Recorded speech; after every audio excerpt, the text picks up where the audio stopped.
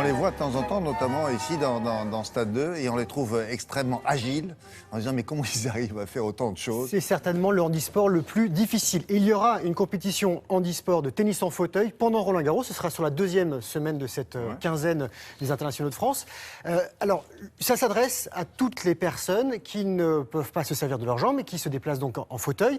La seule différence en dehors du fauteuil avec le tennis, on va dire, valide, c'est que là, il y a un deuxième rebond. Mais les points et les échanges n'en sont pas moins spectaculaires. Ça va très vite. Il faut savoir qu'il y a 4 Français parmi les 15 meilleurs mondiaux, dont Mickaël Jérémias, qui a été mon professeur. Il a été numéro 1 mondial, 9 titres du Grand Chelem à son actif. Il a 4 médailles aux Jeux paralympiques, dont une en or, en double à Pékin. Alors lui, il a 34 ans. Il a connu le tennis debout. Il était bon joueur amateur.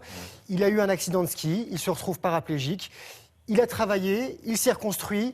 Il a découvert, quelques mois après son accident, le tennis en fauteuil. Il s'est piqué au jeu.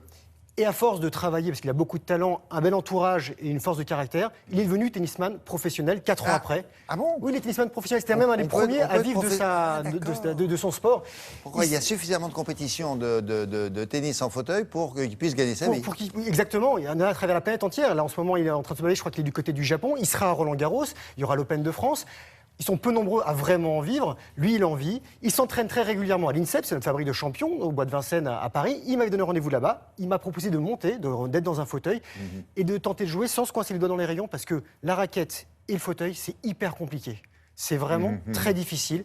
J'ai vu pas mal de balles siffler là, mais j'ai pas beaucoup touché. Non, on avait déjà basket, on avait essayé. On a fait du football en fauteuil. Football, on a fait du ski en fauteuil. Ouais, là et ça, aussi, c'était très technique. Infaisable, ça. Et là, quand on connaît un peu le ski, on peut glisser. C'est un nouveau sport de glisse. Là, c'est vraiment un nouveau sport tout court et très dur. On regarde.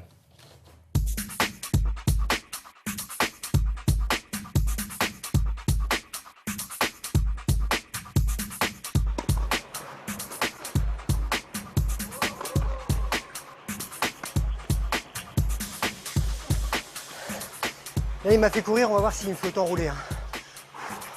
Les règles du tennis en fauteuil sont quasiment identiques à celles du tennis valide. Même terrain, même hauteur de filet, même balle, même raquette, même scoring. La seule règle qui diffère, c'est qu'on a le droit à 2 rebonds. Le premier rebond devant être dans les limites du terrain et le deuxième pouvant être à l'extérieur. On joue sur toutes les surfaces au tennis en fauteuil. On est présent sur les 4 tours du Grand Chelem. On peut s'inscrire en simple et en double. Le fauteuil fait partie de toi. Donc si au moment de servir, tu roules dans le terrain, c'est comme une faute de pied. On appelle ça une faute de roue. Ou si par exemple la balle de ton adversaire tombe directement sur ton fauteuil, le point est perdu. La règle sur le fauteuil, c'est qu'on doit être toujours les pieds, pour ceux qui en ont, en contact avec la palette du fauteuil, et les fesses toujours sur le coussin, jamais être surélevés. Le fauteuil, c'est le prolongement de mon corps, c'est mes jambes. Démerde-toi.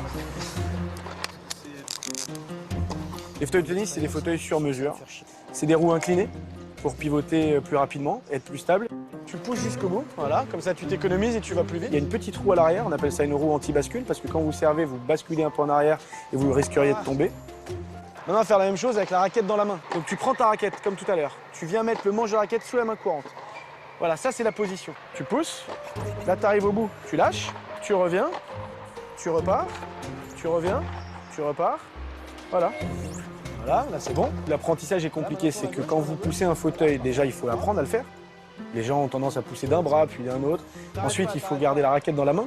La raquette, elle est en permanence dans la main quand on fait du tennis en fauteuil. Je suis au taquet. Elle est en contact avec votre main et la main courante. La main courante, c'est ce qui est rattaché à la roue de votre fauteuil.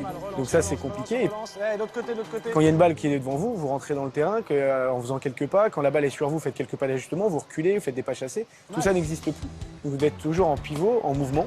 Et cet apprentissage prend des mois, voire des années en fonction aussi de votre capacité à vous adapter à ça.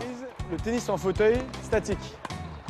Voilà, tu avances et maintenant tu repars dans l'autre sens, pas de marche arrière. Le fait d'avoir été joueur de tennis valide, c'était un énorme avantage parce que je savais faire tous les coups du tennis, donc il a juste fallu que je les adapte. À part le revers inversé, qui est un coup qui n'existe pas en tennis valide, que j'ai appris en tennis en fauteuil. Revers, inversé, toi, t'as quand même réussi à toucher. Quand on a la chance de jouer contre des grands joueurs valides, il y a d'abord le défi. C'est-à-dire que quand eux jouent debout, on a envie de faire le point gagnant, on a envie de les malmener, de se prouver qu'on peut taper fort et aussi de leur montrer ce qu'on est capable de faire. Et puis on a rapidement la tentation aussi de les mettre dans un fauteuil pour qu'eux se rendent compte T'es prêt? C'est un autre sport, voilà, un sport différent. Et d'ailleurs, souvent les gens nous demandent quel niveau vous avez en valide. Bah, on joue niveau 15-4, 15-3 en valide pour les meilleurs mondiaux, mais en même temps, tu mets un fédéraire dans un fauteuil, mais pas un jeu contre nous. Donc c'est vraiment pour que les gens se rendent compte que c'est deux sports différents. Tranquille, te précipite pas, voilà. Merci Greg. On se retrouve à Roland-Garros. Quand tu veux, je t'attends, avec plaisir. Ça roule. Il a été hyper sympa, il mettait les balles dans la raquette, parce que sinon c'est vachement J'ai vu dur. qu'il essayait de jouer à votre niveau. Ah non, mais...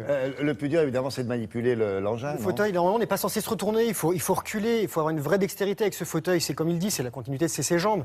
Il le connaît par cœur, son fauteuil. Ça fait des années qu'il est tennisman Donc il professionnel. travaille qu'avec le haut du corps. Et avec le haut du corps. Il avait déjà une force, il était déjà assez carré avant l'accident. Il travaille avec le haut du corps. Et bien sûr, ce fauteuil, il a la raquette dans la main. Il ne faut pas se coincer le doigt dans les rayons. Moi, ça m'est arrivé à plusieurs reprises. Donc, parce que vous avez la raquette, en même temps les roues du fauteuil. Donc si vous mettez la raquette et vos doigts au milieu, ça fait mal. Enfin, vous êtes à...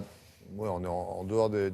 Oui, non mais non, mais on est dans les limites du terrain. La seule règle, je le dis, c'est donc les fameuses... Non, mais on est en dehors des rayons. Ah oui, en dehors des rayons, oui. Il a monté une association qui s'appelle Comme les autres. Allez voir sur notre site Télématin. Ouais. Ça aide à la reconstruction des personnes qui ont été victimes d'un accident de la vie, notamment avec des stages, des sports à sensation, parce que c'est un fan de ski aussi. Alors, ça serait bien si on avait quelques images pendant Roland-Garros, dans la deuxième semaine, de voir comment il se comporte et lui refaire un petit coucou. Merci beaucoup.